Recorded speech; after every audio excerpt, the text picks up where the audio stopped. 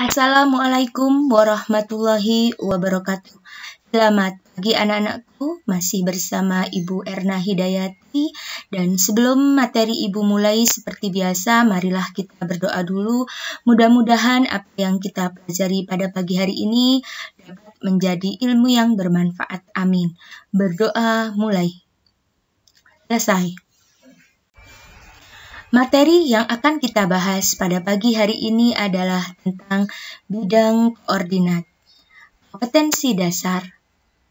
Menjelaskan kedudukan titik dalam bidang koordinat kartesius yang dihubungkan dalam masalah kontekstual.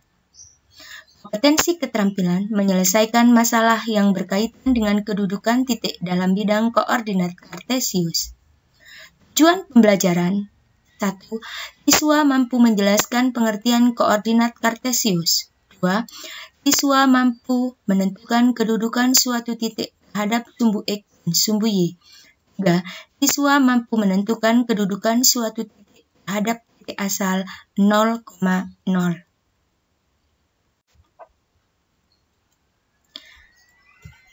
Sekarang kalian perhatikan dulu peta konsepnya.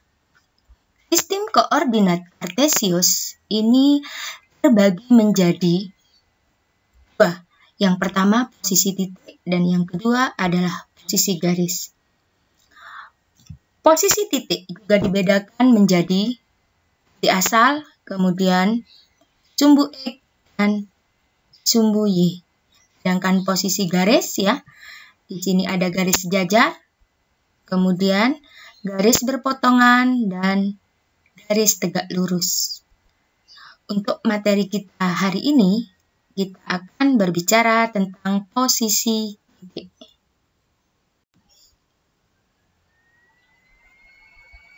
Apa itu koordinat kartesius? Apa sih koordinat kartesius itu? Nah, pastinya ada di benak kalian pertanyaan seperti itu. Untuk menjawab pertanyaan kalian, ya, coba kalian perhatikan beberapa contoh penggunaan koordinat kartesius dalam kehidupan sehari-hari. Contoh yang pertama, ini ada radar. Ya. Radar ini digunakan untuk menemukan jarak terhadap suatu objek. Kemudian yang kedua adalah penerbangan. Di mana dalam bidang penerbangan ya digunakan untuk menentukan objek pesawat agar tidak menabrak objek lainnya. Sedangkan yang ketiga di sini adalah denah atau peta.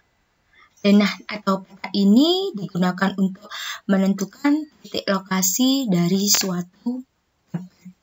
Dari beberapa contoh yang Ibu berikan, kira-kira apa itu koordinat kartesius? Ordinat kartesius adalah letak suatu titik objek yang ditulis dengan X, Y. Kemudian, Ibu lanjutkan apa itu titik absis dan titik ordinat. Perhatikan ilustrasi berikut. Di sini ada bidang ordinat, ya, di mana ada sumbu X yang merupakan garis mendatar dan sumbu Y adalah garis tegak. Nilai yang berada di sumbu X itu namanya adalah titik absis. Sedangkan nilai yang ada di sumbu Y ini namanya adalah titik ordinat. Potongan antara sumbu X dan sumbu Y di titik 0,0 itu dinamakan adalah titik asal. Jadi kita sudah tahu ya, kalian sudah tahu yang mana titik absis, titik ordinat, dan titik asal. Kemudian Ibu lanjutkan. Titik koordinat bisa ditulis sebagai X, Y. X-nya itu absis dan Y-nya itu adalah ordinat. Nah, coba kalian perhatikan diagram kartesius ini ya. Ada sumbu X dan ada sumbu Y. Ya. Di sini Ibu punya suatu titik ya. Misalnya adalah titik A. Berapakah titik koordinat dari titik A? Nah, kita akan mencari titik koordinat dari titik A. Caranya bagaimana? Langkah yang pertama, dari titik A ini kita proyeksikan ke sumbu X. Di angka berapakah hasil proyeksinya tadi? Ternyata sumbu X itu tepat di angka 4. Ya. Kalau sudah, kita proyeksikan ke sumbu Y. Ternyata kalau diproyeksikan ke sumbu Y tepat berada di titik angka 5. Jadi titik A ini berada di titik 4,5. Artinya sumbu X atau absisnya sama dengan 4 dan sumbu Y atau ordinatnya sama dengan 5. Ini yang dinamakan titik ordinat atau cara penulisan dari suatu titik koordinat. Kalau sudah, sekarang Ibu lanjutkan. Posisi terhadap sumbu X dan sumbu Y. Di sini ada bidang koordinat, sumbu X dan sumbu Y. Kalau misalnya Ibu punya beberapa contoh titik, misalnya titik pertama, yaitu adalah titik P, ya, titiknya adalah 4,2. Dari gambar ini dapat dituliskan bahwa posisi titik ini adalah 4 satuan ke kanan dan 2 satuan ke atas dari titik pangkal 0,0. Jadi cara membacanya mulai dari titik pangkal 0,0. Kemudian Ibu punya titik lagi, yaitu titik Q, ya, negatif 4,5. Bagaimana posisi titik Q? Yaitu kalau kita lihat titik ini adalah 4 satuan ke kiri dan 5 satuan ke atas dari titik pangkal 0,0. Bisa dipahami? Kalau sudah Ibu lanjutkan titik yang ketiga. Di sini ada titik R negatif 3, negatif 5. Bagaimana penulisan posisi titik R? Yaitu titik R adalah 3 satuan ke kiri dan 5 satuan ke bawah dari titik pangkal 0,0. Dan titik berikutnya adalah titik S, di mana 2, negatif 3. Di sini bisa dituliskan bahwa titik S adalah posisinya 2 satuan ke kanan dan 3 satuan ke bawah dari titik pangkal 0,0. Ini adalah posisi titik terhadap sumbu X dan sumbu Y. Kira-kira sudah paham anak-anak? Kalau sudah Ibu lanjutkan. Pembagian kuadran. Di sini ya, perhatikan bidang koordinat kartesius pada gambar berikut. Posisi titik pada bidang koordinat kartesius dibagi menjadi 4. Ya. Sumbu X dan sumbu Y itu membagi bidang koordinat menjadi 4 bagian atau 4 daerah, atau juga yang disebut di sini adalah 4 kuadran, ya. Di mana yang pertama adalah kuadran pertama. Kuadran pertama ini adalah koordinat X-nya bernilai positif dan koordinat Y-nya bernilai positif. Jadi X dan Y sama-sama bernilai positif. Kemudian kuadran kedua, ya. Kuadran kedua ini terbagi menjadi koordinat X-nya negatif dan koordinat Y-nya positif, ya. Jadi X-nya negatif, Y-nya positif. Kemudian yang ketiga, kuadran ketiga. kuadran ketiga ini ya, koordinat X-nya negatif dan koordinat Y-nya juga negatif. Artinya X dan Y sama-sama negatif. Dan yang keempat ya, kuadran keempat ini berarti koordinat X-nya positif dan koordinat Y-nya negatif. Artinya X-nya positif, Y-nya negatif. Ini adalah pembagian kuadran dalam bidang koordinat. Jadi diperhatikan yang mana kuadran 1, kuadran kedua, kuadran ketiga, dan kuadran keempat. Kalau sudah, Ibu lanjutkan. Contoh ya, Ibu punya contoh. Di sini diketahui titik 4,5, titik Q negatif 6,4, titik R negatif 2, negatif 5, dan titik S 6, negatif 8. Tentukan berada di kuadran berapakah titik tersebut. Jadi kita jawab ya, di sini ada sumbu X dan sumbu Y.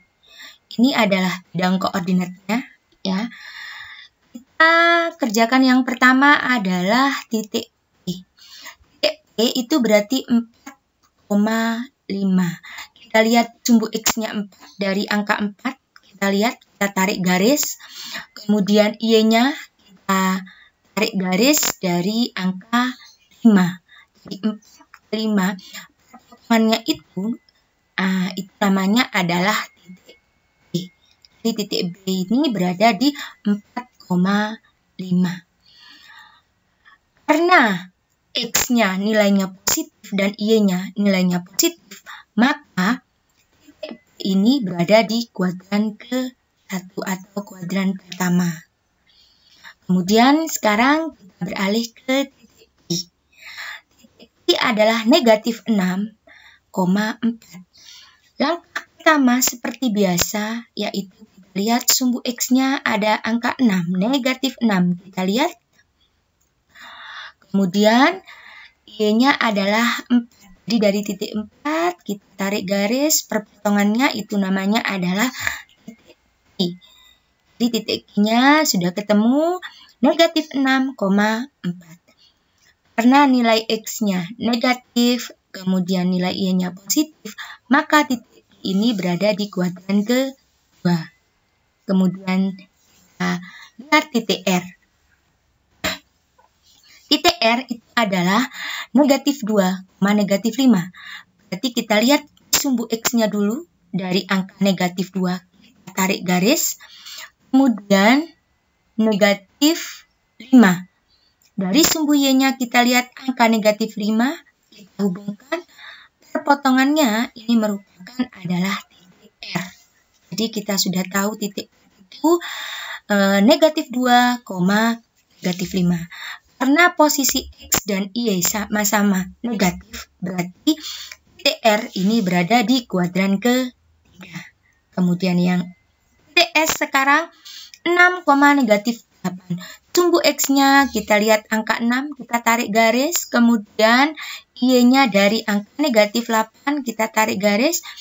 Potongannya tadi adalah titik S. Jadi kita tahu titik S itu adalah 6, karena nilai X-nya positif, Y-nya negatif, maka titik S itu berada di kuadran ke-4. Kita bisa menentukan ya, suatu titik itu berada di kuadran ke-berapa. Sudah jelas anak-anak? Kalau sudah, sekarang Ibu lanjutkan.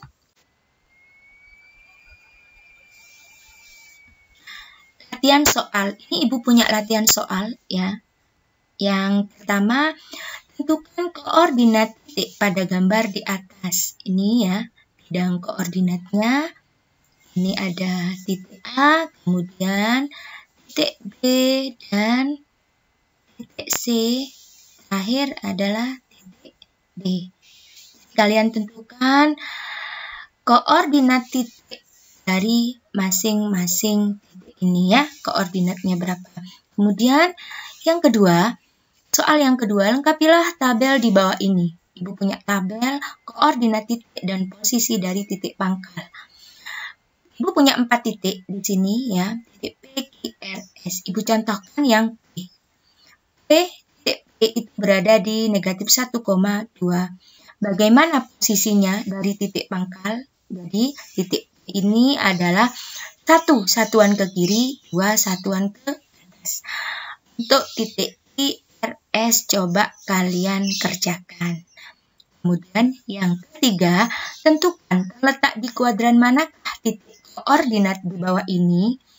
A, negatif 3,4, B, L, titik L ya, 3,2, titik M-nya 2, negatif 3, dan titik N adalah negatif 4, negatif 3. Coba kerjakan latihan soal ini. Kalau memang ada kesulitan, seperti biasa kalian tanyakan langsung ke Ibu ya. Untuk hari ini Ibu rasa materinya sudah cukup. Jadi nanti kita ketemu minggu depan ya.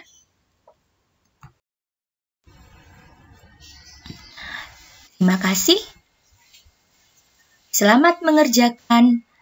Semoga apa yang kita pelajari pada pagi hari ini bisa bermanfaat. Assalamualaikum warahmatullahi wabarakatuh. Belajar dari rumah akan selalu menyenangkan.